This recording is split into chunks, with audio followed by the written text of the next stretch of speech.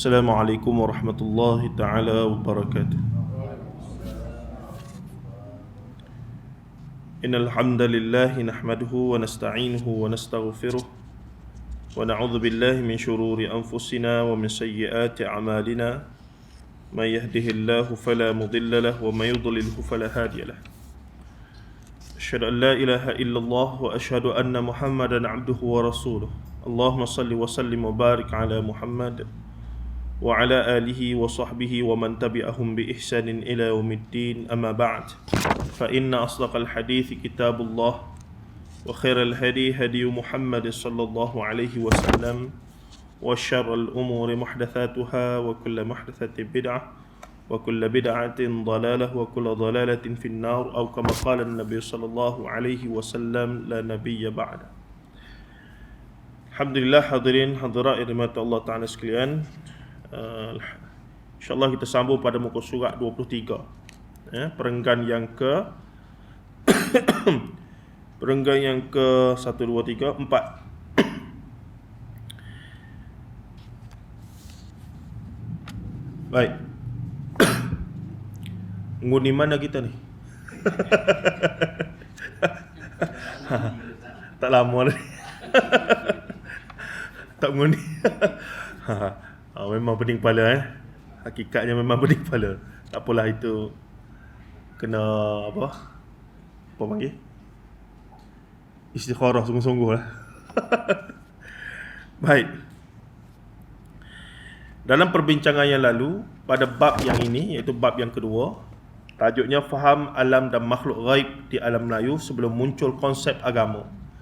Apa yang kita nak fokuskan dalam bab ini, ada bab-bab yang saya akan baca sepintas lalu saja, tapi ada bab-bab yang saya rasa perlu kita pergi kepada perenggan, maksudnya ayat per ayat lah, kerana ada maklumat penting di situ. Apa yang saya cuba bahaskan dalam bab ini adalah saya nak ajak para pembaca, termasuklah dalam kelas kita ni, supaya berimajinasi, maksudnya cuba khayalkan bagaimanakah situasi tok nenek moyang kita dulu, zaman ketika sebelum ada konsep agama. Maksud mereka ni tak ada panduan wahyu Quran Sunnah, of course lah tak ada lagi. Bahkan konsep agama yang sesat ataupun yang tak betul lah pun, Hindu, Buddha pun tak ada lagi.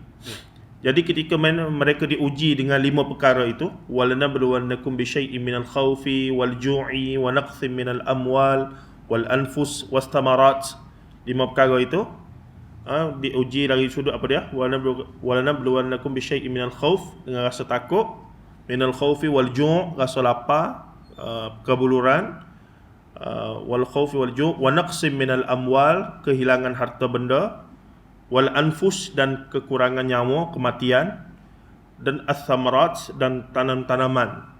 Maka semua Allah janjikan semua kita makhluk akan diuji dengan 5 benda ni. Kita Islam ke, kita bukan Islam ke, kita hidup selepas zaman Rasulullah ke, ataupun kita hidup sebelum zaman Rasulullah ke, semua manusia akan diuji dengan 5 benda ni.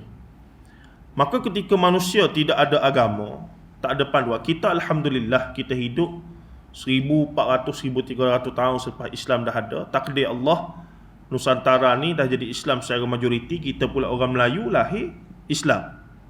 Jadi paling tidak bila diuji dengan hal-hal yang demikian, kita dah ada panduan. Paling tidak akan ada orang nasihat pada kita, sabarlah, insya-Allah Allah Taala nak balas dengan lebih baik. Kita dah ada panduan.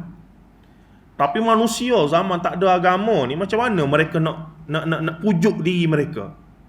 Mereka nak bangkit hadapi ujian-ujian, kematian anak, kematian dilanda banjir apa semua, malapetaka apa semua tu. Jadi di situlah mereka mencari-cari jiwa, sifat manusia yang ada akal dengan jiwa ni. Mereka nak cari satu benda yang powerful, yang mereka rasa mereka boleh bergantung harap. Maka dalam duk cari-cari tu, of course Iblis ambil kesempatan. Maka muncul yang kita sebutkan sebelum ni, konsep mambang ataupun semangat. Itu peringkat awal. Sebelum muncul Hindu, Buddha, Hindu kemudian datang ajar tentang dewa-dewi, Buddha datang cerita tentang roh ada fungsi yang ajaib, boleh reinkarnasi, boleh bertukar, boleh keluar daripada macam-macam lah. Itu menurut agama masing-masing. Tapi sebelum adanya Hindu, Buddha, orang Melayu kita ada agama dia panggil folk belief. Dalam bahasa Melayu dia panggil folk belief. Kepercayaan yang bersifat tradisi lah. Mereka ciptalah Tuhan-Tuhan mereka sendiri. Dan antara lain yang kita namakan Mambang. Sebab tu para sejarawan meletakkan zaman tu sebagai zaman animisma dia panggil. Tengok kita baca situ. Oleh yang demikian zaman tersebut disebut disebut oleh para sarjana sejarah dan kebudayaan yang mengkaji alam Melayu sebagai zaman animisma. Menurut Kamus Dewan edisi keempat, animisma bermaksud kepercayaan bahawa setiap benda, batu, kayu, segala material, segala yang ada depan mata, maujudat, benda yang ada depan mata ni semuanya mempunyai semangat dalam kurungan roh. Tu mambang tu. Mambang. Nah, mambang pula mambang apa? Mambang tanah, mambang air, mambang api, mambang angin. Mambang berasal dari gunung si Mambang. Berdampinglah denganku wahai si Mambang, hanya itulah pesanku Mambang. Tu. Nah, kita duk ingat P. Ramlee mengarut. Rupanya ada betul konsep tu. Sungguh sehingga saya duk tulis buku ni dah kaji ni lah. Baru saya, rupanya P. Ramlee bukan reka-reka saja tu. Penulis skrip tu. Tak tahu dah siapa, saya tak ingat. Tapi bila kita search dalam internet, memang ada skrip penuh lengkap. Skrip Pendekar Bujang Lapuk tu lah. Ada tuan. Jadi dia memang masyhur istilah Mambang itu. Baik, katanya lagi, dalam tulisan para orientalis, siapa orientalis? Sarjana dan ahli ilmuwan yang kaji daripada barat, yang kaji tentang dunia timur. Sebab dia nak mari jajah timur ni, dia ada sarjana-sarjana yang sama degree master PhD dia, yang dia khas untuk kaji tentang timur. Timur ni pula ada pakar tentang India, ada pakar tentang Hindia Timur, Indonesia gini, ada pakar tentang Malaya ni tempat kita ni, ada pakar tentang Borneo. Semua ni ada kepakaran masing-masing. Bahkan mereka ni masa belajar di universiti sana tu dah diajar untuk cakap bahasa Melayu, tata bahasa Melayu, sastra Melayu, apa semua gitu begini.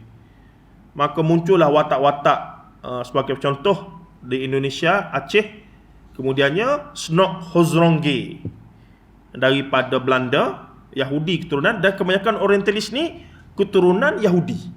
Majoriti keturunan Yahudi. Dia punya belajar bahasa Arab tu sampai kau ingat dia ni Tok Syekh besar. Snok Hozrongge ni. Dia belajar bahasa Arab, dia dah pergi negara Arab. Dia belajar di Belanda tu saja, di Leiden. Dia belajar bahasa Arab apa semua begitu begini. Dia pergi ke Mekah, dia tak boleh masuk sebab dia bukan Islam. Dia tukar nama. Dia berguru dengan ulama situ sampai dia boleh masuk dalam Masjidil Haram apa semua. Dia kutip data, bahkan data dia lah yang lengkap. Dia cerita belaka, Tok Syekh ni daripada sekian mengajar di tiang ni, Tok Syekh ni mengajar sini, Syekh Khatib Minangkabawi mengajar sini, Syekh Nawawi Banten mengajar sini. Detail tuan-tuan. Kawan-kawan saya yang kaji sejarah ulama-ulama Melayu yang duk mengajar di Mekah awal 1900 tu kena rujuk rekod Belanda untuk tahu taburan ulama-ulama alam Melayu kita yang duk mengajar di Mekah ketika tu. Yang orang Melayu Islam kita tak rekod. Dia ada rekod penuh. Sebab ia menentukan nanti pengaruh daripada Mekah itulah nanti yang menentukan kebangkitan menentang penjajah-penjajah di tanah-tanah jajahan mereka ni. India, di Hindia Timur, Indonesia dan Malaya, Borneo. Dia mari daripada Mekah. Maka dia kontrol sana dulu. Dia kenal seorang-seorang. Tok Guru ni mengajar tasawuf saja, duk berzikir. Okey, tak ada masalah. Tok Guru ni jangan. Sambil-sambil duk berzikir, meniupkan semangat jihad. Ni kita kena perhati. Tok Guru ni, ni jangan. Memang dia dapat pengaruh daripada Azhar, Syekh Muhammad Abdul Syekh Rashid Ridha, memang duk tiup semangat pembaharuan begini-begini. Ni kena jaga. Semua detail tu ada. Risikan lah. Macam kita hari ni, risikan. Ni, Snok Hozrongge punya kerja ni. Sampai dia habis di Mekah, segala data tu dia bagi kepada Belanda. Dia mari, dia duduk di Aceh lama. Duduk di Aceh, orang duk panggil dia Haji apa tu. Tok Guru besar. Boleh mengajar kita apa semua. Bahkan dia kahwin dengan salah seorang. Bini dia ni anak kiai besar ketika itu di Aceh, hingga lahir anak-anak. Sepanjang dia duduk di Aceh masa tu, Snok Hozrongge. Boleh baca sejarah yang hebat. Setelah lama dia duduk di Aceh, dia bagi maklumat kepada Belanda begitu begini. Akhirnya apa berlaku? Dia pun balik Belanda. Bila dia balik Belanda, dia tinggal anak isteri dia ni. Menjadi perdebatan, anak isteri dia ni Islam ke tidak? Keturunan dia ni. Sebab dia akhirnya dia mengaku, aku sebenarnya tak menyamar masuk Islam. Dia tinggallah, dia balik Belanda. Lepas tu dia ada surat-surat dia apa semua, dan akhirnya dia isytihar, aku selama ni, selama aku duduk Mekah, selama aku pergi ke Aceh apa semua ni, aku menyamar saja masuk Islam. Semata-mata untuk nak dapatkan maklumat, kajian apa semua begitu begini. Jadi perdebatan dah pula, anak cucu cicit dia ni lagu mana status. Tu di Indonesia lah. Sampai hari ni ada lagi ni anak cucu cicit dia. Dia tinggal gitulah. Sebab maklumat dia selesai dah, kerja dia selesai dah. Ni punya. Dari satu sudut, kagum. Saya sebagai orang yang kononnya nak masuk dalam bidang akademik kajian macam ni, saya kagum dengan juhudnya dia dalam mengkaji. Pertama, dia fasih bahasa Arab tu. Dia punya fasih sampai orang tukar dia dengan Arab, dengan Tok Syekh. Punya alif. Tanpa dia mengaji di Arab ketika itu, bayangkan tuan-tuan. Maksud dia first degree. Dan dia antara yang hebat, dapat PhD umur 23 tahun begitu lebih kurang.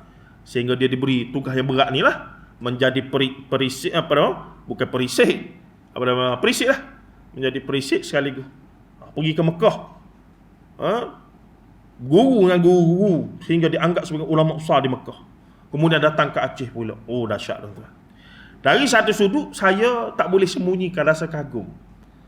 Juhud dia tu, sungguh-sungguhnya dia tu. Tapi bila teliti balik, ternyata saya fikir sepanjang dia buat tugasan tersebut, gaji tiap-tiap bulan ni tak ada masalah. Tu kalau fikir balik, kalau kita orang Islam, memang ada tokoh-tokoh yang memang nak buat kajian, memang kepala otak dia ni memang mengkaji. Memang dia dah buat kajian, dia dah. Maka sebab tu setengah ulama, bila saya tengok di Jordan, sahabat-sahabat saya belajar di Jordan ni, antara contoh Syekh Dr. Salah Abdul Fattah Khalidi, mufassir, baru mati 2-3 tahun lepas. Antara yang hebat lah, mutakhir daripada Jordan. Bila tanya dia kerja apa? Tak ada kerja. Dia jadi pensyarah universiti. Bahkan dia mengaji daripada degree sampai PhD tu ditanggung oleh keluarga. Keluarga ni ada bisnes keluarga. Tak kira lah jual cendol ke jual apa. Arab tak jual cendol lah. Jual apa-apalah. Tapi bila ada salah seorang adik-beradik ni niatnya nak mengaji sampai tahap jadi ulama, maka adik-beradik lain kata, "Mung jangan buat kerja apa-apa. Mung fikir belajar je. Kami adik-beradik akan tangguh kamu. Kamu nak kahwin, kami cari kahwin. Jangan nak fikir buat apa. Kamu mengaji sampai tahap PhD, jadi ulama, tulis kitab banyak-banyak." Jadi tuan-tuan, hak tu Syekh Dr. Salah, kitab Allah 4560 putih. Kitab-kitab yang hebat besar. Tak fikir dah bab nak makan minum ni, tak dah fikir dah. Memang keluarga bantu. Sebab mereka kira orang lain tu tak dapat dah nak belajar. Jadi khidmat kita pada ilmu, pada ulama, pada keilmuan adalah kita cari anak saudara kita ke adik-beradik kita yang nak belajar agama ni, tapi dengan syarat mengaji sampai tahap tertinggi lah. Bukan mengaji sikit, lepas tu jadi tok imam, jadi tok bomah, tak sih. Hak ni jadi banyak ni. Masuk tahfiz 2-3 tahun, tak tahfiz pun. Tapi suara sedap, bolehlah balik kampung jadi tok imam sikit. Nak update sikit, jadi tok bomah. Boleh ruqyah. Selesai masalah. Tak nak yang begini. Ni betul-betul syarat. Kamu nak mengaji agama tak apa. Ngaji sampai tahap PhD, contohlah. Dalam kaedah kita hari ni PhD lah, pakat tertinggi dari sudut akademiknya. Sepanjang perjalanan tu, kamu jangan fikir apa-apa. Kami akan tangguh. Ni pakcik, makcik-makcik yang kerja duit banyak ni.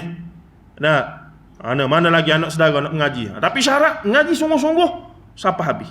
Jangan duk main sekejap itu jadi gitu budaya yang dah ada di Arab, maka tak peliklah mereka sentiasa ada pelapis ulama-ulama yang hebat. Ni kita nak sama master, tengok dulu master ni 15,000 ni. Bini lagi, anak lagi, nanti dululah. Kena kerja lebih kurang mengajar dapatlah sikit. Sibuk kerja dah, tak ada nak sambung dah. Padahal budak ni sangat potensi. Umur 10 tahun hafiz Quran, kita tahu dia sangat potensi. Dia patut jadi ahli akademik yang begitu sekali lah, pelapis-pelapis pada tok syekh yang kita dah ada ni. Tapi kerana sibuk tadi nak kerja dah apa semua, lalas sekali tidak sambung. Rugi kita tuan-tuan. Kalau jumpa orang yang potensi macam ni, tuan-tuan yang duk ada dana kau, ada perkumpulan kau, kena offer biaya dia.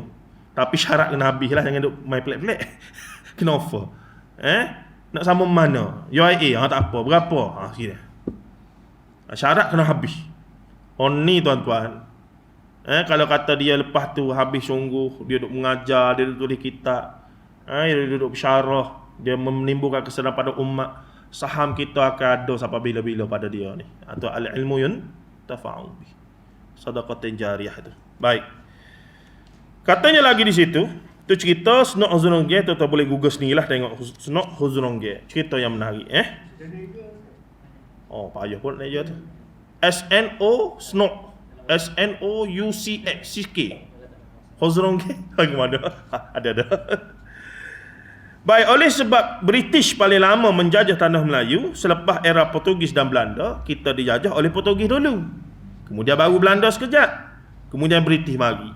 Lepas tu dia bergaduh sama dia, kuasa besar dunia masa tu apa dia? British, Belanda, Portugis dengan apa dia satu lagi? Belanda, Portugis, itulah Perancis. Perancis tak sampai ke tanah Melayu ni. Jadi dua tiga ni sampai satu masa, saya tak ingat secara detail, kena tengok balik cikgu sejarah ni. Mereka perjanjian, mereka apa dia? Buat perjanjian. Okey, Hindia Timur, yakni Indonesia hari ni, Belanda belaka, kami takkan kacau. Jadi belah tanah Melayu naik ke Borneo, ni British belaka. Filipina dan ke atas, tu Perancis, bukan Perancis, Portugis. King Philips jadi dia bagi siap-siap. Kita ni jadi bahan ghanimah mereka ni. Cuma adalah perbincangan sama ada mereka mari tu atas semangat perang salib nak sebarkan Kristian ke ataupun apa. Tak, sebenarnya hakikat harta perang salib pun tuan-tuan terbukti motif utama tak lain mencari harta dunia lah, habuan tanah. Tapi mereka tahu, kalau kata raja-raja mereka bagi tahu, gilah kamu berperang, kayakan kami. Semangat ke tidak? Kurang semangat. Tapi gilah berperang. Nabi Jesus telah bagi wahyu kepada kita begini. Tu dia guna tok lebar dia juga tu. Saint Paul lah apa semua begitu begini tu. Maka berilah semangat. Maka pikullah salib. Sebenarnya mereka duk bergaduh sama mereka ni. Katoliknya dengan Protestan dengan Ortodoks bergaduh sama mereka ni, berperang bunuh-membunuh. Sebelum era salib ni. Tapi disebabkan contohnya sekarang ni kita ada musuh baru ni, why not kita pakat sekejap pergi serang Islam dulu. Tapi tujuan utama tak lain kerana zaman tu di Eropah ni tanah sudah habis. Tanah ni dia kena bagi. Bila jadi dia panggil golongan landlord, menjadi kesatria, dia panggil apa nama inilah orang-orang bangsawan dia ni, dia kena ada tanah. Ada tanah kena ada ramah. Jadi setelah ramah ada orang yang kena bagi tanah ni, tanah habis.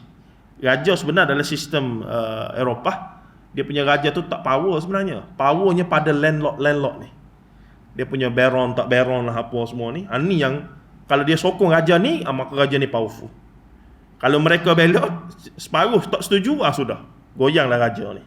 Jadi raja kena jaga. Nak jaga macam mana? Kena cari tanah lagi. Maka ditiuplah peperangan kononnya nak takluk Baitul Maqdis balik lah begitu begini. Tak ada lain sebenarnya pada asas. Begitu juga dengan cerita mari takluk ataupun jajah di Nusantara ni. Cari tanah baru apa semua. Mungkin ada orang menyebut tentang perang salib lah apa semua. Itu bukan motif utama. Wafil haqiqah. Motif utama memang nak mari jajah. Memang nak mari ambil hasil masuk. Tapi dalam masa yang sama, agenda yang keduanya Kristianiti lah. Tu mari. Sebab Kristian mari ke alam Melayu ni bukan baru. Zaman Portugis. Sebelum Portugis mari dah.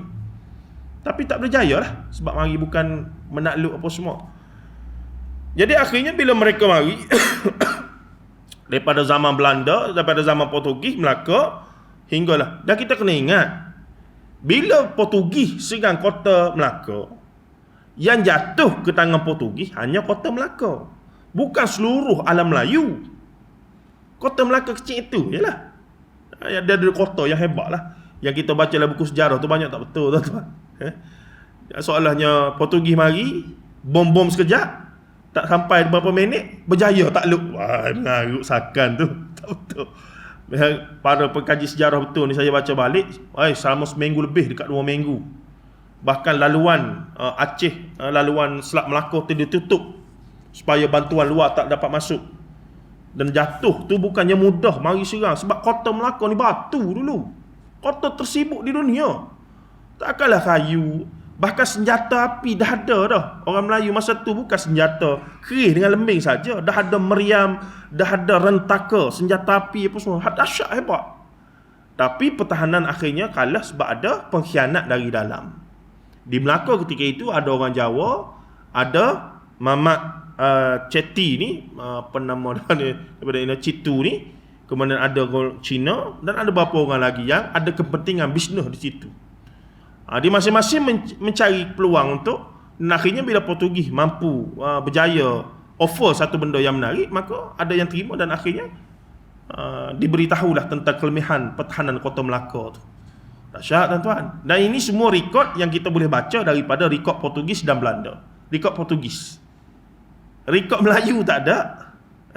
Hatta rekod Mak Saleh pun tak ada. Rekod Portugis. Masa dia ambil tu, setelah dia menang, dia rekodkan berapa jumlah meriam yang berjaya dirampas, yang akhirnya dia bawa balik ke sana. Berapa senjata. Oh, dahsyat. Tu semangat Melayu sikit lah. Tu Melaka. Tapi sekeliling Empayar Melaka belum lagi dijajah oleh Portugis. Ni kadang-kadang kita bila Melaka jatuh, kita duk bayang Selatan Malaysia hari ni. Tak. Kelantan hanya British masuk pada tahun 1908. Maksudnya sepanjang 400 tahun daripada Melaka tu, British ke Portugis apa semua tak pernah ni pergi ke Pahang, pergi ke Johor, memang tak pernah kena jajah sampai sudah. Banyak benda yang perlu kita tengok balik tu. Kelantan tak pernah. Sehinggalah tahun 1903 berlaku 1904 dan 1909 perjanjian Bangkok antara Siam dengan British, barulah penasihat British masuk ke Kelantan Patani.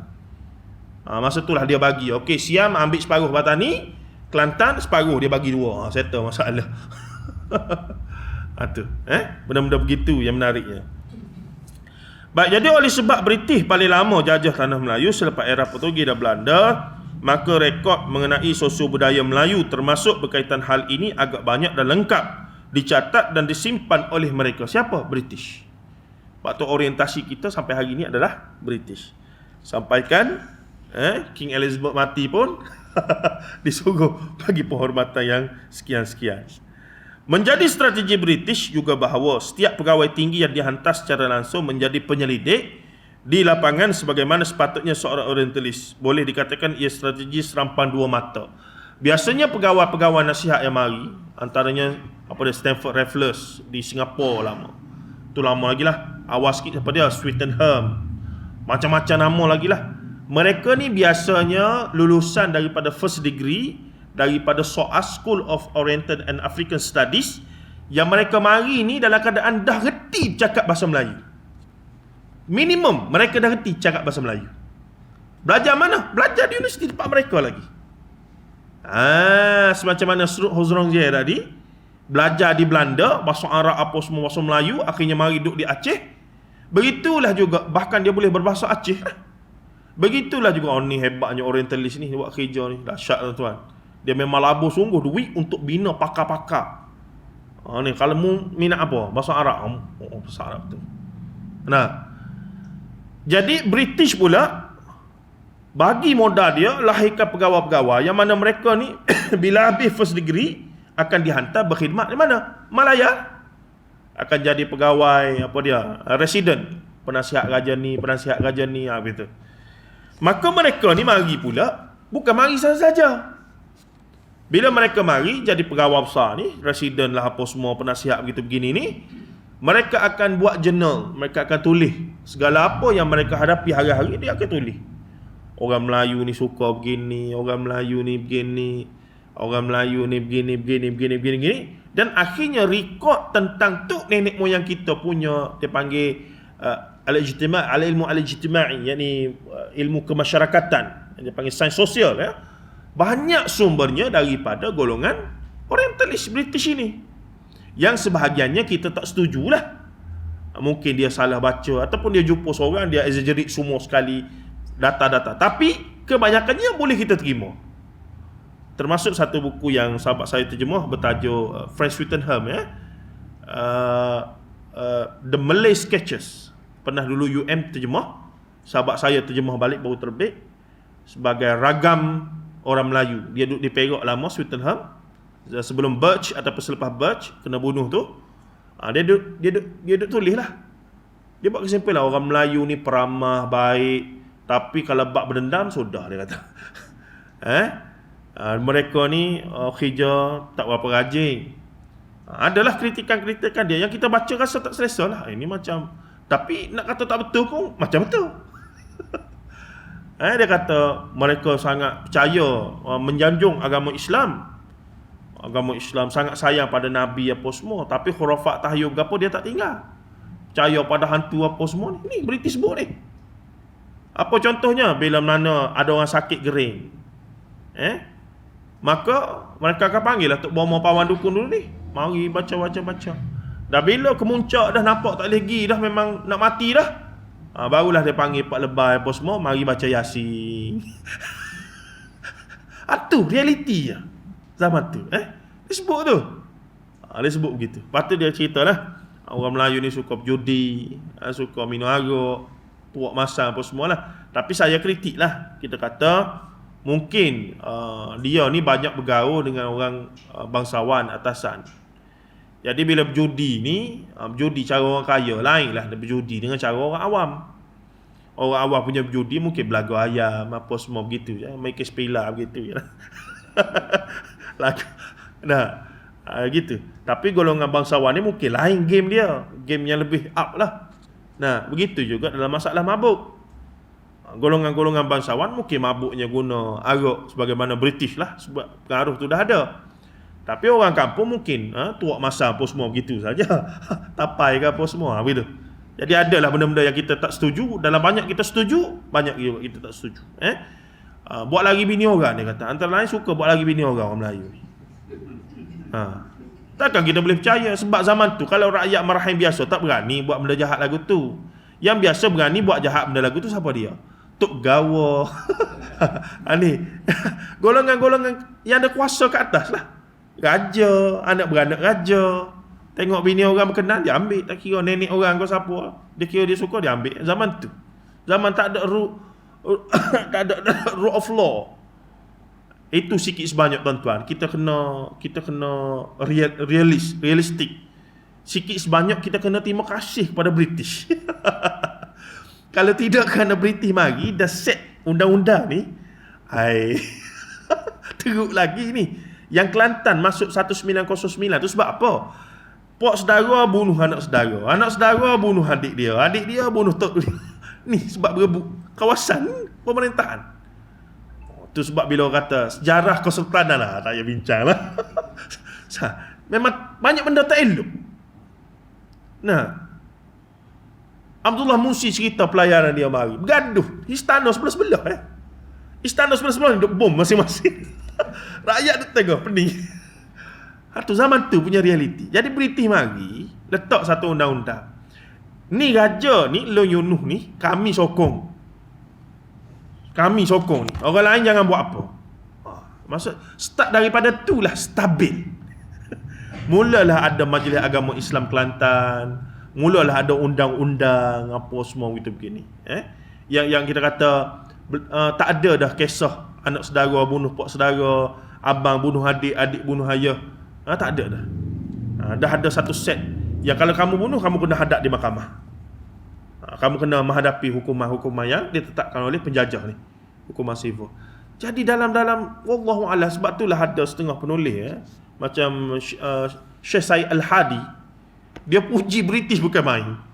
Dia kata nasib baik British ni mari bawa kemodenan, bawa tapi dari satu sudut kita tak boleh lah setuju sekata-kata. Kita kata kita pun dah maju dah ketika tu. Maksudnya dengan adanya kita punya teknologi sendiri apa semua gitu begini, tu tak boleh nafi hebat dah Melayu, teknologi apa semua, senjata ada dah.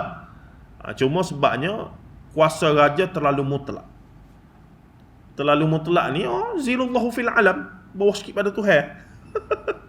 Sampai ke adik-beradik, anak beranak dia mau baca pun, saya bangsawan dia boleh buat apa saja. Tu zaman tu punya reality. Jadi tak boleh semudah kita kata oh British mari gitu. Bila kita tengok satu-satu banyak dia punya tu. Baik, kita pergi sikit lagi.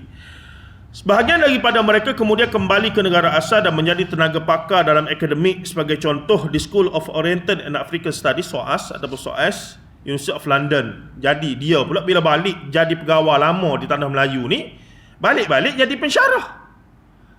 Bila jadi pensyarah, dia didik pula pegawai baru yang nak mari ni. Jadi sebab itulah kira-kira British jajah kita berapa lama? Suruhan daripada 1511 sampai 1957, 400 lebih tahun. British separuh daripada tu, 200 ke 300 tahun. Dekat 300 tahun.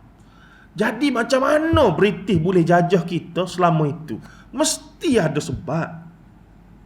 Macam mana strategi dia tu? Apa yang dia faham tentang orang Melayu kita ni zaman tu ni, sampai dia boleh pegang sampai lama macam tu. Seolah-olah orang kita pembesar-pembesar masa tu rela lah. Ambil lah. Tak ada hal. Bukan banyak pun. Okey je. Pergi kat awal. Sebelum munculnya yang katanya yang melawan. Yang melawan ni pula, tak kira lah yang namanya Mak Kilau, Kotok Janggut apa semua. Minta maaf, saya betul-betul terang dari sudut perspektif sejarah. Bila kita mutakhir ni ramai yang bercakap, termasuk ustaz-ustaz yang tidak daripada disiplin sejarah. Dia cuba kata, kebangkitan ini adalah kebangkitan Islam. Hakikatnya tidak, tuan-tuan. Kebangkitan itu berlaku sebab tak puas hati. Hey British, kami dah bagi kawasan ni, yang kau nak kacau kawasan aku juga ni, kenapa? Kamu dah ambil cukai ni di bandar ni, Kota Baru ni. Di kawasan kami, di Pasir Putih ni, kamu nak ambil juga? Itu sebenarnya. Jadi tak puas hati dari sudut tu. Bukannya kebangkitan Islam. Waktu kemudian tak nafikan. Ada, tapi kemudian. Kalau pergi ke awalnya, kebanyakan kebangkitan ataupun penentangan pemberontakan yang berlaku adalah kerana tak puas hati, sama ada urusan peribadi ataupun kerana kepentingan mereka diganggu-gugat. Ni pembesar-pembesar kawasan masing-masing ni. Sebab minta maaf, sebut raja-raja zaman tu duk makan allowance daripada British dah. Itu realiti, tuan-tuan. Sebab tu tak seronok nak bincang bab ni. Dia tak seronok, dia jadi panas telinga jugalah. Tapi itu realitinya. Maksud di sini, British ni memang strategis. Dia mari tu dia kata dah, daripada kita duk berlawan habis kita apa semua, baik kita pergi cari siapa yang paling semacam pendakwa-pendakwa Islam mari ke Melaka, daripada kita duk dakwah seorang-seorang, lambat kita pergi punca kuasa. Dapat situ settle belaka. Ni yang berlakunya. Cuma yang jadi konflik sebab apa? Kata, abang kata, aku lah waris yang sahih. Adik kata, ayah kami dulu kata, aku yang sahih. Itu yang jadi konflik sikitnya. Maka carilah backup masing-masing. Jadi si abang ni pergi cari British untuk backup dia. Si adik pergi cari tentera Siam. Sebab nak maintain kuasa dia saja. Ini politik lah. Jadi rakyat di tengah ni begitulah. Dia taksub ke mana, dia follow yang mana, dia ikut lah. Mati-mati. Wallahu a'lam, dari sudut realitinya mereka mati lah keadaan lagu mana, wallahu a'lam. Semoga Allah Ta'ala ampunkan mereka semua. Tapi itulah realitinya masyarakat kita dulu yang sebelum jadi sebuah Malaysia 1957, hatta masa tu Malaya baru, Malaysianya 1963. Kemudian dah. Baik, katanya lagi apa tu? Jadi kemudiannya, maka tidak hairanlah mengapa sumber bertulis dan corak pemikiran berkaitan dengan sejarah dan budaya bangsa dan negara ini banyak terpengaruh dengan worldview ataupun perspektif kerangka fikir, kaedah yang Barat bina dan kaderkan kepada murid-murid mereka. Kemudian anak-anak Melayu ni pergi ngaji di British. Dah, Tuku Abdul Rahman, Hussein, semua tu mengaji di London belaka. Ngaji dalam bidang law belaka. Jadi balik, terapkanlah benda tu. Nah, kemudian muncul profesor-profesor sejarah kita lah. Semua majoriti masa tu pergi sana belaka. Sebab mereka yang keluarkan, ada seorang saja dalam ramai-ramai tu Bila cerdik sungguh dan bukan bangsawan, orang awam biasa daripada Mandailing. Dia punya keturunan tapi duduk di Negeri Sembilan. Siapa dia? Za'bah. Dia muncul bukan daripada bangsawan tapi cerdik mengaji. Ayah dia suruh sekolah agama, dia lari masuk ayah dia tok guru. Suruh dia sekolah agama, dia lari pergi sekolah Mak Saleh. Dia dah ada vision ketika itu. Kalau dia nak lawan British, dia kena pergi sekolah British. Dia kena faham British punya sistem. Sebab daripada itulah dia sentiasa menjadi masalah kepada British. Masa dia duduk di UPSI. UPSI lama ni apa dia panggil?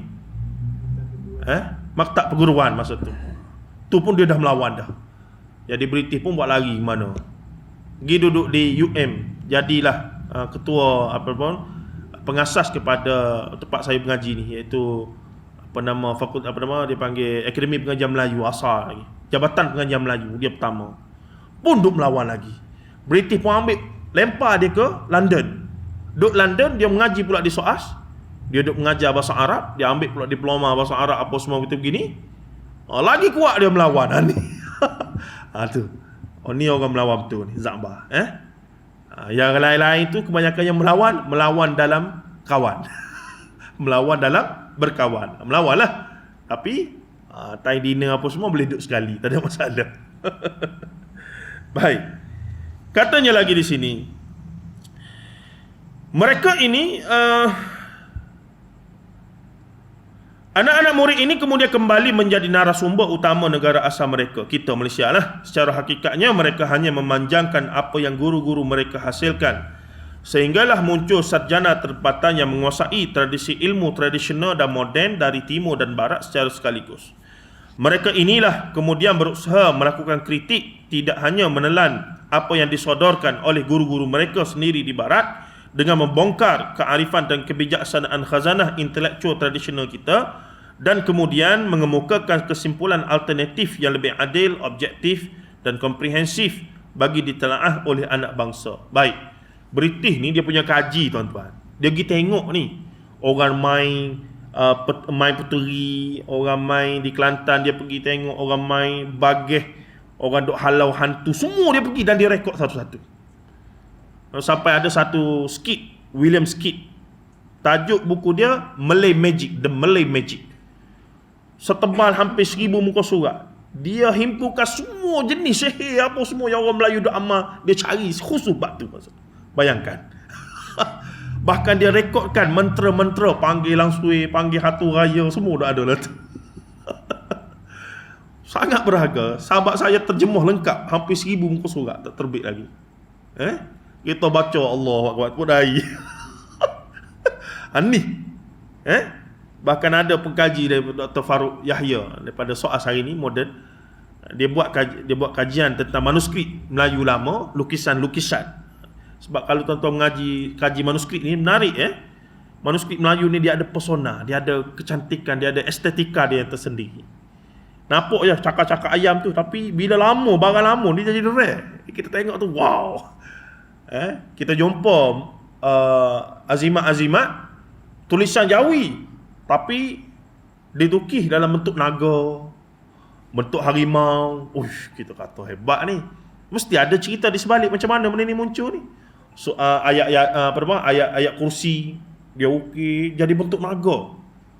Dan azimat ini dimasukkan, dilekatkan bersama dengan baju-baju besi, supaya nanti bila berperang jadi kebal. Tengok. Apa dia di Sarawak tu nama apa yang dihukum gantung tu? Allahumma salli Muhammad. Dia pergi bunuh British punya pegawai tu. Masa dia nak pergi serang tu dia pakai baju zimat, baju azimat lah. Yang baju tu satu baju tulis macam-macam tu. Kalau pergi ke pesta buku, KDN akan tunjuk contoh baju tersebut, ada orang duk pakai sebagai azimat apa semua tu. Jadi dulu sebelum Islam hari, benda-benda begitu, kalau tulisan Jawi tu, mantra dulu, tulisan Sanskrit lah. Bila Islam hari dia tukar tu jadi ayat Quran, jadi apa? Dia tak ambil dah ayat daripada kitab-kitab Hindu Buddha tu. Tu ceritanya. Tapi bercampur aduk kemudiannya. Itulah realiti zaman tu. Baik. The Malay Magic ni sikit kumpul dengan begitu hampir lengkap tentang apa yang orang Melayu masa tu, mojanya, cara panggil hatunya, macam mananya, macam mana nak panggil langsui, macam mana nak panggil toyo, dah ada belaka dalam tu. Dan dia kata, I witness with my eyes. Dia pergi sendiri, pun tengok Tok Bomo tu dia buat moja apa semua tu. Ni antropologis lah dia panggil. Bila nak buat kajian tu dia pergi tengok sendiri dan dia rekodkan. Jadi dia buat kesimpulan orang Melayu ni penuh khurafat tahayul. Islam lah, tapi penuh khurafat tahayul, mengarut bukan main lah. Bila berdeki sudah dia bomo kawan tu, santau apa semua. Apa realiti? Tapi tanya selawat Maulid Rasul tu dia tepi sekali, ya. Ni kecelaruan ni. Satu bentuk kita kata sinkretisme, campur aduk abelicing. Ni yang kita, kalau kita nak perjuangkan pembersihan. Kita di era nak bersihkan lagi. Dah banyak dah tok guru kita dulu buat. Golongan pembaharuan apa semua, kaum muda duk buat banyak dah.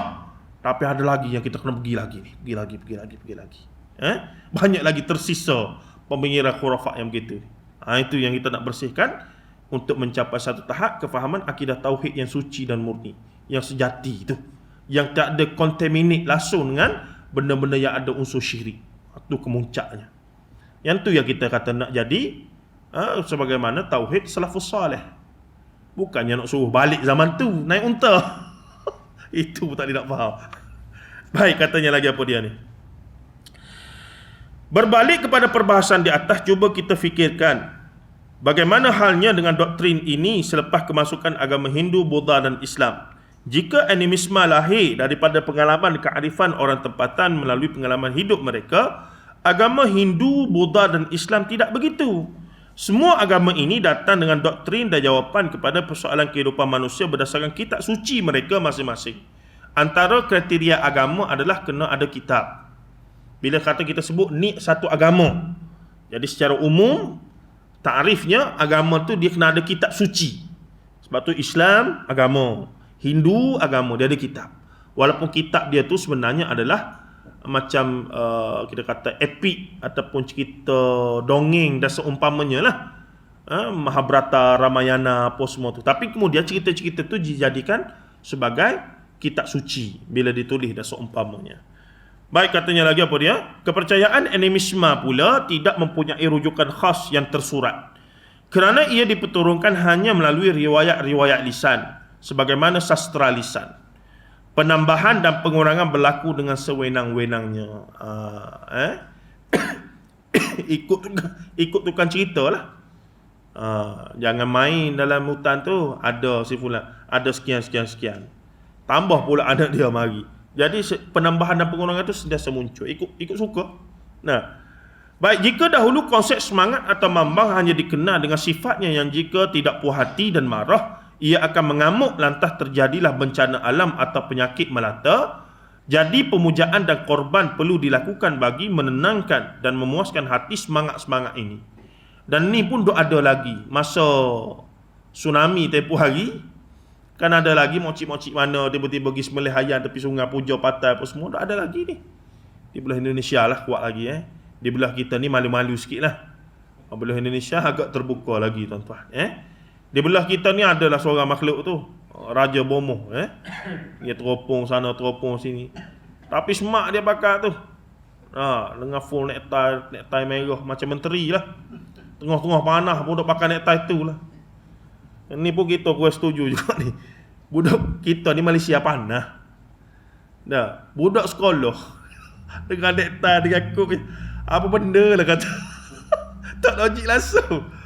Di barat sekarang mereka pun tak pakai dah begitu. Maksudnya kita nak suruh nampak smart, dan Islam pun suruh pakai yang bersih ni.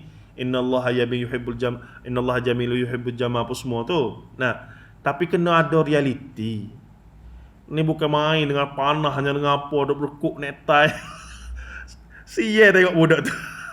Contoh para pengawal Allah dekat tengah panah, nak perhimpunan tengah-tengah panah tu. Dia ada benda-benda yang perlu ni lagi lah. Baik, kita tengok sikit lagi ni. Tatkala agama Hindu mula berkembang di alam Melayu, konsep tersebut berkembang lebih maju. Apa dia kepercayaan tadi ni? Nah, bila Hindu mari, dia ada dah percaya pada makhluk-makhluk ni, mambang-mambang pelik-pelik ni. Jadi bila Hindu mari, dia tak buang yang lama ni. Sebab pendakwah-pendakwah Hindu pun bijak juga. Dia kata kalau mari kita suruh dia tinggal yang lama, berlawanlah bertembung. Jadi begini, kita mari kita kata yang lama-lama ni tak ada masalah. Okey. Cuma yang baru ni yang macam ni. Jadi dia assimilate. Dia bijaklah. Budaya ni dia begitulah. Tambah-tambah orang Melayu kita ni memang dari dulu lagi memang mudah untuk menyerap sebarang apa pengaruh. Sebab kita duduk tengah-tengah. Kalau tengok peta bumi tu, Nusantara ni memang duduk tengah. Antara barat dan timur. Daripada sebelum zaman sebelum zaman Masihi, yakni zaman Nabi Isa beranak, dah ada dah perjalanan lalu sungai ni, lalu Selat Melaka ni, untuk menghubungkan antara timur dan barat. Dan dinasti Cina jauh daripada zaman Jesus lagi. Begitu juga tamadun India. Selain daripada berhubung daripada tanah darat, tanah laut. Dan sistem ataupun teknologi kapal ni daripada zaman Nabi Nuh lagi. Bukannya baru sehari dua ni. Jadi dengan itu mereka dah berhubung apa semua. Jadi kita ni sebenar mari mana tak tahu.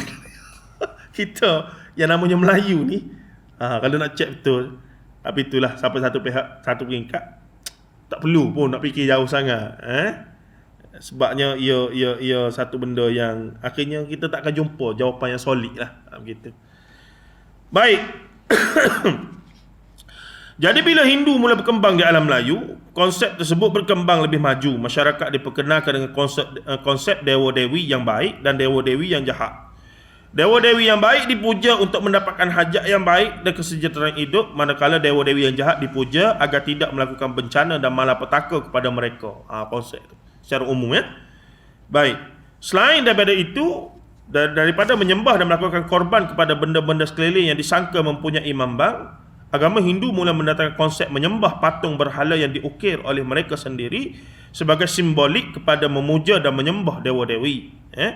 Penemuan candi Borobudur, Angkor Wat dan candi-candi kecil di Lembah Bujang, Kuala Kedah, Kepulauan Jawa dan serata tempat di alam Melayu Nusantara yang diyakini peninggalan era Langkasuka, Sriwijaya, Majapahit tidak mampu disangkal oleh sesiapa. Memang terbukti. Cuma sebagaimana saya sebut pada minggu sudah, ada fakta barulah, ada perbahasan baru dibawa oleh Dr. Nasha Rosadi Kau, seorang ahli arkeologis daripada USM. Dia kata walaupun banyak, tapi bila dia pergi kaji betul-betul, ternyata orang awam zaman tu, rakyat biasa, jarang yang beragama Hindu dan Buddha. Dia tak macam Islam. Era Islam, bila Islam hari, semua daripada raja sampailah kepada rakyat, semua beragama Islam. Tapi zaman Hindu dan Buddha ni, sebab nature agama Hindu Buddha zaman tu, mereka adalah bersifat kita kata strata ataupun apa dia panggil dia punya kasta. Maka golongan bangsawan istana, keraton-keraton saja yang duduk beragama dengan agama Hindu Buddha. Orang awam, masyarakat biasa, petani apa semua ni masih duduk beragama dengan agama mambang dia tu lah, Sang Hyang Tunggal apa semua begini. Cuma bila kita baca sejarah ni, dia kata dulu sebelum Islam, orang Melayu kita di sana agama Hindu Buddha. Jadi kepala otak kita, semualah. Dah, masih perlukan perincian-perinciannya. Gitu. Baik, kemudian katanya lagi, era Islam mula muncul sebagai sebuah kuasa politik pemerintahan berdaulat adalah sekitar 1200 Masihi dengan berdirinya Kerajaan Samudra Pasai, kemudian diikuti dengan berdiri Empayar Agung Melaka sekitar awal 1400 hingga 1511. Semestinya sebelum menjelma menjadi sebuah empayar yang bertamadun dan berperadaban, sudah pasti ia mengambil masa ratusan tahun sebelum itu lagi untuk berhasil. Maksudnya proses tu bukan tiba-tiba muncul kerajaan. Ambil masa, mula-mula mari seorang, mula-mula mari buka kampung, buka kedai nasi arak dulu. Lepas tu mari kawan-kawan dia nak pergi ke China, lepak dulu 6 bulan Mereka kena duduk di sini 6 bulan sebelum angin monsun timur laut berubah tu. 6 bulan ni sepak bini beranak dulu, tuan-tuan. Lepas tu sebahagian yang datang, okeylah duduk sini lah. Jadi sebelum Islam yang zaman selepas pendakwah ni datang pun dah ada orang Arab yang bukan Islam datang. Sebab tu ada fakta yang kata Syiah mari dulu apa semua begitu begini, itu pun tak mampu disangkalkan. Baik, kemudian katanya lagi Dr. Abdul Rahman Abdullah membahagikan kepada 4 peringkat. Ni tokoh sejarah, pemikiran sejarah daripada USM. Saya duk berhubung selalu dengan dia. Boleh kata antara guru saya lah dalam akademik, dalam penulisan akademik. Dia kata pertama perhubungan awal. Mari tak disorang-sorang. Yang kedua peringkat persinggahan. Mari ramai-ramai. Dia ada kampung dah.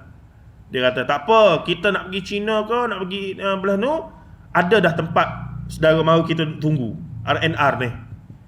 Di mana Palembang ke, di mana Aceh ke, dah ada dah kampung-kampung dia ni. Memang ada mak saudara, pak menakan kamu apa semua duduk situ, jangan risau. Sebab mana orang Mekah nak pergi berdagang di Syam, dia kena lalu Madinah, ada tempat di luar Madinah tu RNR yang tempat mereka isi minyak apa semua, unta dia berehat minum air tu. Umayyah bin Khalaf, hadis berkaitan Umayyah bin Khalaf, dia bergaduh dengan seorang daripada Madinah tentang perkara itu. Jadi nak bergaduh tak boleh, walaupun dia pro Nabi Muhammad dah masa tu. Sebab kita nak pergi berdagang ni kena singgah tempat dia. Kalau bergaduh habis ya. Macam mana nak singgah ni? Jadi kepentingan-kepentingan itu ada. Baik. Yang ketiga peringkat pertapakan. Ni establish dah ada tadilah kawasan. Kalau kita ni macam orang Cina lah, dah ada apa dia panggil? Macam di ni kampung Cina lah, dah ada dia panggil bahasa Inggeris apa dia? Chinatown. Dah ada dah. Arab Town memang dah ada lah. Sebab tu keturunan Arab yang duk mengaku saya keturunan Nabi tu berapa ramai di Indonesia hari ni tu. Di Malaysia ni malu-malu kucing sikit. Di Indonesia tu Istihad dia ada persatuan Sayyid Habib ni yang semua mengaku keturunan Nabi sallallahu alaihi wasallam. Entah betul entah tidak, wallahu a'lam. Hidung macam sikit kira jadi. Tapi okey lagi hidung macam tu. Ni hidung penyek, kulit sawo mata pun Sayyid juga. Agak-agak lah bro. Contoh ya, yang mengaku Imam Mahdi. Jelas dalam hadis sebut Imam Mahdi ni pertama nama macam aku, Nabi Muhammad kata. Kulit putih macam aku, hidung macam Arab pure. Ni mari Melayu, rambut keriting, perut bucik, kulit sawo matang. Imam Mahdi. La ilaha illallah. Agak-agak lah. Tapi itulah. Ada pengikut. Pening kita mikir. Allah Rabbi ya Karim. At least nak menipu pun biar ada smart lah sikit. Allah Rabbi ya Karim. Baik, sikit lagi. Bermula daripada kelompok kecil pendakwah dan peniaga yang singgah, cuma ada perbahasan. Syed Muhammad Naqib Al-Attas dia lebih setuju bahawa golongan yang mari tu memang nak dakwah. Bisnes nombor 2. Dia mari tu memang nak sebarkan Islam dulu. Lepas tu sambil-sambil tu dakwah lah. Camouflage-nya niaga. Tapi yang masyhur dalam buku teks kita, mari berniaga sambil-sambil dakwah. Kalau sambil-sambil dakwah, dia tak akan progresif dan drastik macam yang berlaku di Melaka. Kalau sambil-sambil part time, hijau part time ni apa sangatnya? Tak. Hujah Syed Naqib Al-Attas, banyak benda kita tak setuju, tapi dari bab sejarah ni kita boleh pakai dia. Dia kata memang mari nak berdakwah. Semangat asal daripada Yaman ke daripada mana tu, mari nak berdakwah. Cuma berniaga ni tak okey, marilah masuk Islam selalu. Mari buatlah berniaga kain sikit Berniaga tu sikit, tengok kawasan, baca dulu masyarakat macam mana. Orang Melayu ni suka pujian. Raja dia suka bini ramah. Okey. Mari catatlah dulu. Itu ilmu masyarakat tu, ilmu kemanusiaan, data tu penting tu. Mari tengok dulu. Sebab tu kita pun nak pilih menantu tuan-tuan. Ulama-ulama kita ajar ada adab dia. Kena giriki dulu. Paling tidak pergi dulu surah masjid kapun dia. Tanya tu imam dia, budak ni ada ke mari surah ni? Anak siapa tak kenal? Kenapa tak mari surah masjid langsung? Tahu dah fair dah situ. Nah, hari ni lagi mudah, tengok Facebook ya. Tengok Facebook dia punya bagi, mari alamat kamu punya Facebook apa semua tu. Tengok duk share benda pelik yang berlaku ni. Tak ada langsung ceramah-ceramah, kuliah-kuliah pun kuliah belah sana, tak ada belah sini. Tak boleh lah. Dia tak kena ni. Dari satu sudut Nampak macam tak ada duduk, ni bagus boleh dakwah ni, minat ni.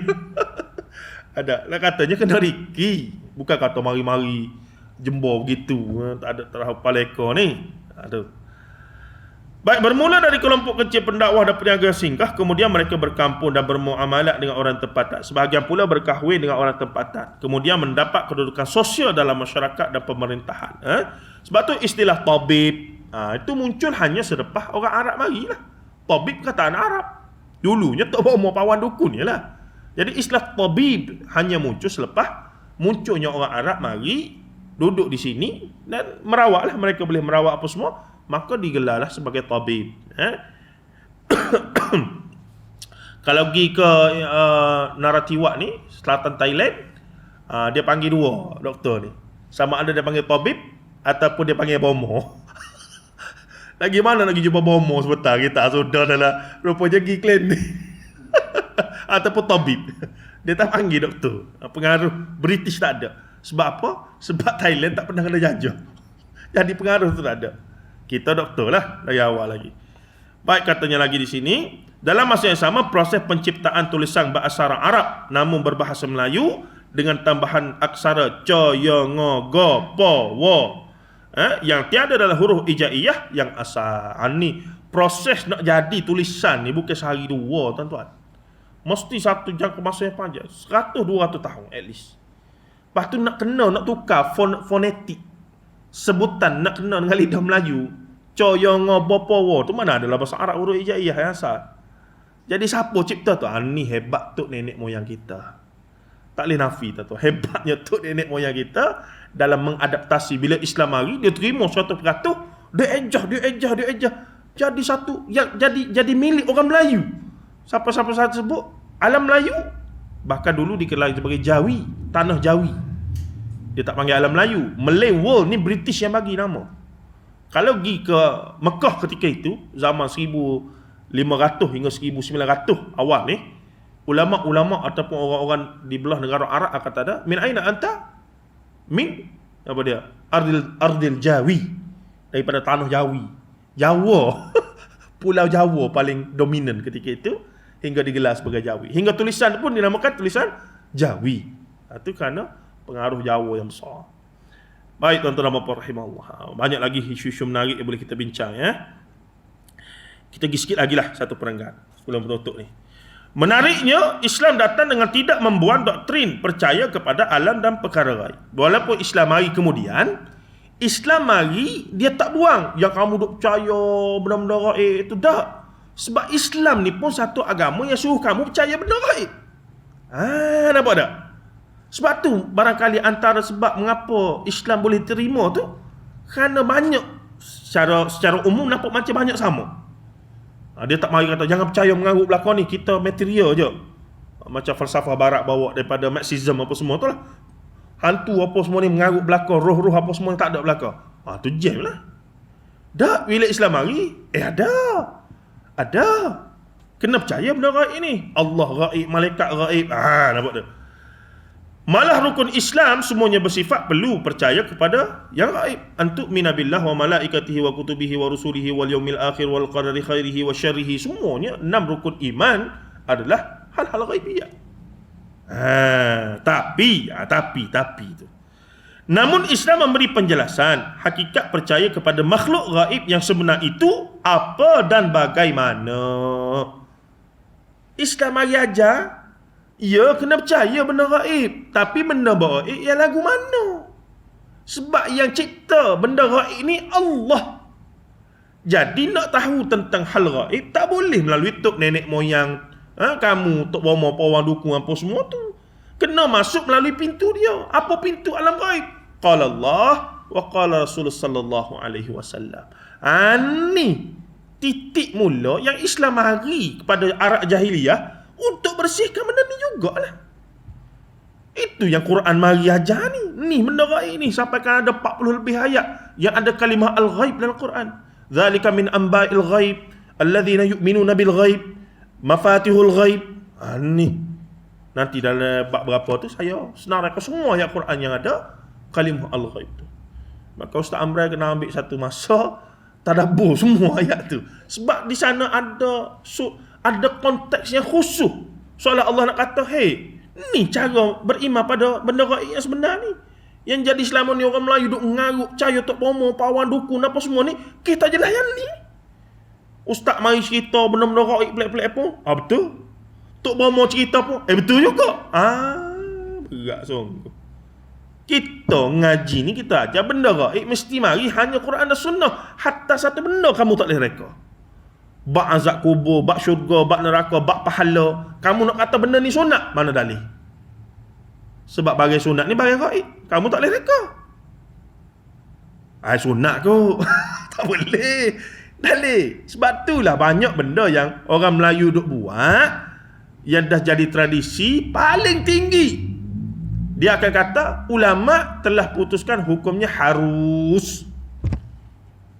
Harus yang paling tinggi. Kenapa yang awak selawat lagu ni? Bapa tak selawat lagu ni? Benar ulama kata harus ke? Tengok. Kita kata harus dengan sunnah ni nak pakai yang mana ni? Ni sunnah, yang sunnah hukum dia. Yang ni yang harus. Biarlah, mungkin selama ni kita dah buat yang ni dah. Ni kata pening kita ni. Nak marah kita apa? Benda confirm dapat pahala, sunnah. Jelas. Nak yang harus. Harus ni entah boleh buat lah. Harusnya apa dia? Yajuz, yakni mubah. Boleh lah buat. Boleh buat tu tak kena cara, tak boleh pahala langsung. Kenalah cara, bolehlah pahala sikit. Sunat confirm boleh pahala. Dalil je lah. Allah, mudah je bagian ni. Jadi payah. Baik lagi habis. Namun Islam memberikan penjelasan hakikat percaya kepada makhluk gaib dan sebenar itu apa dan bagaimana. Ia dipandu oleh wahyu Al-Quran dan Al-Hadis yang membawa khabar sadiq daripada Tuhan sekalian alam, yang hanya dia sahajalah yang mengetahui segala yang gaib secara mutlak, bukan atas sangkaan atau pengalaman hidup semata-mata. Bila Quran ada sebut, contoh, saya bagi contoh biasa, bila saya dakwah, Arash Allah Ta'ala dipikul oleh 6 malaikat. Bisa Ustaz fakta ambil mana tu? Ada lah, saya mimpi hari tu. Boleh. Tapi saya kata dah, Allah sebut sendiri dalam Quran. Ayat sekian-sekian, surah sekian-sekian. Betul kah? Cek. Allah kata, sungguh. Arash Allah Ta'ala dijunjung atas kepala 6 malaikat. Malaikat lain duk pawah, duk doa pada orang Muslim, orang mukmin ni. Jelas Quran. Jadi saya tak reka benda tu ada. Bila Quran ada, kita beriman pada Allah, beriman pada Quran, takkan kita tak percaya? Tak percaya kufur. Bila saya kata malaikat sekian-sekian, sebab itulah yang tergelecoh ramai, termasuk tergelincir ramai, termasuk penceramah asatizah, ustaz-ustaz juga bab ni. Ada gini-gini riwayat mana? Ada riwayat. Sudah. Ada kitab ni sebut, ada kitab ni sebut. Ada kitab ni sebut. Ada kitab tu sebut. Benda gaib ni. Benda ghaibiyat ni. Disiplin dia mesti hanya daripada qala Allah wa qala Rasul sallallahu alaihi wasallam. Termasuk cerita para nabi dan rasul. Sebab tu sikit ada perbincangan sikitlah mutakhir ni sama ada sirah ni termasuk daripada hadis ataupun sirah. Perbincangan secara akademik memanglah para ulama, memang ramai ulama yang sedikit longgar dalam masalah sirah, riwayat-riwayat sirah. Kerana mereka beranggapan kena pisahkan antara sirah dan sunnah ataupun hadis. Tapi ta'rif asal hadis adalah ma usifu min Nabi sallallahu alaihi wasallam min qaulin wa fi'lin wa taqriruh. Segala apa yang bersabit dengan Nabi, hadis belaka. Jadi bila nak cerita tentang kelahiran Nabi ke apa semua, adakah ia daripada hadis ataupun sirah? Sini ada level tinggi punya perbincangan lah. Saya pun cuba nak faham lagi ni. Untuk baca sebab bila dakwa Nabi SAW lahir dalam keadaan Aminah, duk kata dia keluar daripada cahaya perut apa semua ni, tu benda-benda yang hingga Kisra punya ni apa semua. Jadi sebahagian ulama ramai lah yang kritik atau tak sahih, tapi ramai juga yang kata okey, boleh terima. Dan kemudian ada pandangan ketiga kata ianya hanya mimpi sahaja. Mimpi Aminah. Aminah bermimpi cahaya masuk dalam perut dia. Begini. Tu. Jadi bila melibatkan benda ghaibiyat, benda sab'iyat, benda yang khawarikul adah, benda mu'jizat, benda yang bersabit dalailun nubuwah, benda-benda yang di luar daripada kebiasaan, biasanya ulama akan ketaklah. Dia tidak mudahlah untuk terima. Melainkan fakta tu fakta sirah betul. Contohnya Sayyidina Ali radhiyallahu anhu baring atas katil Rasulullah malam yang dia nak keluar, Rasulullah nak keluar daripada rumah tu. Wa ja'alna min baini aydihim saddam. Ayat tu kau baca. Ayat JPJ. Surah Yasin lah. Ada. Jadi masuk-masuk nak bunuh tu, tengok-tengok buka Sayyidina Ali. Hatta Al-Imam Ibn Qayyim Al-Jauziyah rahimahullah dalam kitab dia Zadul Ma'ad fi Hadi Khairil Ibad agak longgar dalam masalah periwayatan sirah. Ini tesis PhD Dr. Zaimi. Sebab tu dia pun nampak macam okey dengan beberapa benda yang bersabit dengan benda ni. Jadi kita pun untuk guru kita belakang ni. Tengok lagu mana ni. Jadi menariklah untuk kita tengok. Tapi pada saya bila melibatkan Sayyidina Ali apa semua tu, dia tak melibatkan benda khawarikul adah. Jadi okey lah kalau nak terima longgar sikit apa semua pun. Walaupun adalah yang tak terima Maulana Asri apa semua tak terima lah. Tapi bila melibatkan benda-benda yang khawarikul adah tadi, luar biasa, mukjizat, keluar cahaya hingga hancur seluruh tiang Kisra apa semua.